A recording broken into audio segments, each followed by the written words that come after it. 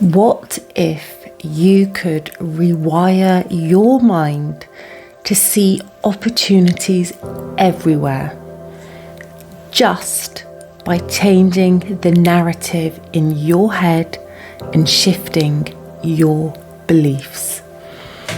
So firstly, what I want to cover in this video is just a little bit of information about the brain so you can understand how it works. So firstly, if you haven't heard of the Reticular Activating System, it basically is just a part of our brain. It does many things, but one of the things it does for our own protection is literally filters out 99% of information. Because if we actually took in all the information that our senses are seeing, hearing, feeling, and picking up on, we actually would go crazy. So it's the brain's way of just being able to stay balanced and sane and stable. And the clearest way of showing how it works is, have you ever noticed, either if you've bought a new car or you've named your children a particular name, or you've bought a dress, or you've changed your favourite colour, anything. And as soon as that happens, you see it everywhere, or you hear the name everywhere. That's the reticular activating system, because it's actually brought it to our attention, because this is something that we've brought into our mind. Okay, this is now important to me, or this is something of significance in my life. So our subconscious goes to work for us in this reticular activating system, and then starts to show in our lives where all of this stuff is. Now that's the positive side. The negative side is, if you have self-beliefs, especially negative self-beliefs of, I'm not good enough, I'm stupid, I'm not attractive, I'm this, I'm that, your reticular activating system will literally go around looking for all the things to validate those beliefs. And what's really funny is when something then goes against that belief, it's actually called confirmation bias. It's literally we just don't even let it in, or we will discount what we've heard. So that's just the best example I can give in a nutshell for that. So I feel that having the awareness of whatever the situation is, or how the brain works, it actually is half the battle. Because once you have that awareness, you actually can start actioning and putting things in place, so you are not having the same cycles, the same patterns over and over again. Let's just say, for example, if we're talking about negative self-talk or an experience that you're going through. You must understand, you're not a stone, you're not a tree, you're not a brick. You can change. And when you tell yourself, I can't, this is hard, this is impossible, I am unable to do this, you are literally blocking yourself from overcoming whatever the situation is that's in front of you, or whatever the feelings and emotions are in front of you. I mean, firstly, you're taking away your own power. But secondly, you're also working with the reticular activating system in a negative way, because then you're not priming it to look for solutions for yourself. So sometimes if you can have the awareness and start to change your dialogue and your inner dialogue, and also what you're saying externally.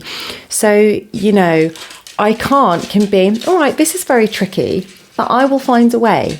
Or nothing is impossible, so there will be a solution. I will find it. And even just saying that, you're sending a message to your subconscious and your reticular activating system to start looking for a solution, start to shift its focus on that. And so we also can block ourselves with, like, this is why I said about opportunities, looking for opportunities. You literally can reprogram yourself to look for that. Because if you're telling yourself, nothing ever good happens to me, bad things always happen, I never get lucky, loads of people are luckier than me, again, your brain is going to look anywhere where it can show you that you are correct. So changing that dialogue, again, opportunities happen all the time to everybody, and by mathematics and probability, it's not possible for me to go through my whole entire life never having any luck, never having any opportunities. So there will be opportunities and I will find them. It's just changing how you talk to yourself and also what you're saying, because again, you're sending the message to your subconscious, to your reticular activating system, look out for this. Because our subconscious and our whole system is protected to keep us balanced and in homeostasis, and to keep us sound and to keep us happy.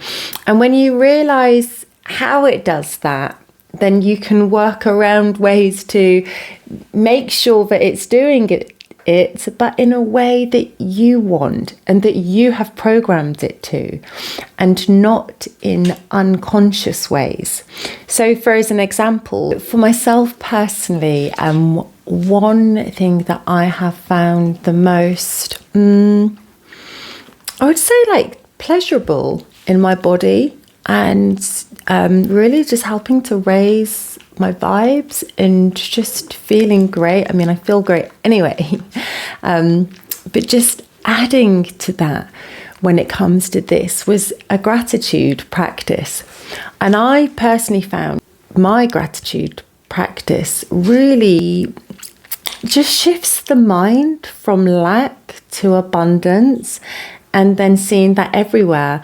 And so I know that most people have like that mentality of not enough, and seeing like, I want this car, I want this house, I want this holiday, you know, I don't have this, I don't have that, just wanting more and all of the happiness outside of us. And I think that's definitely a big thing to do with what we're told in school and how we're raised, but it doesn't feel good in the body, because the focus is on all the things that are not there. So the gratitude practice is an active way of how you can help to reprogram. I mean, this is just, we're talking about lack and abundance. And so shifting your focus to all the things you have.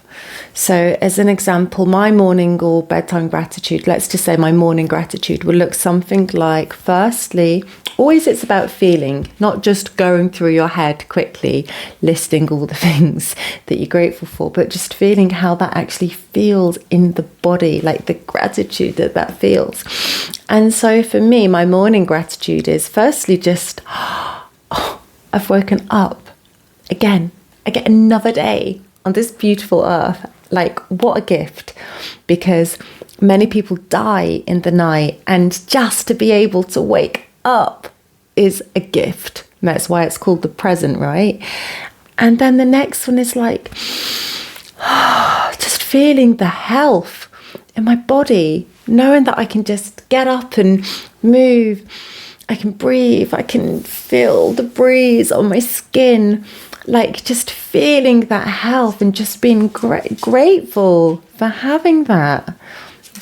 Then the next thing is just like in my home, just being in this space, all of a whole house that I'm in. You know, some people are in a mud hut and there's 15 sharing that space without a proper bed, you know, and I've got this house that's warm and protecting me from the elements, and just being grateful for that. And just to be clear, this is not my house.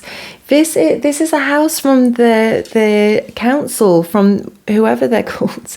It's not mine, but still, just like I have all of this space warm, protected. You know, like how blessed I am to have this, because millions do not.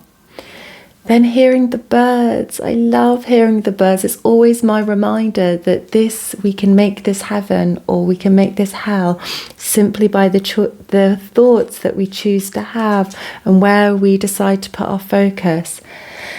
And I think about, you know, if my children are here, or I can hear my animals, like my dogs and cats, and just given gratitude for having our health and being all here and alive and together, and being able to hear all of that.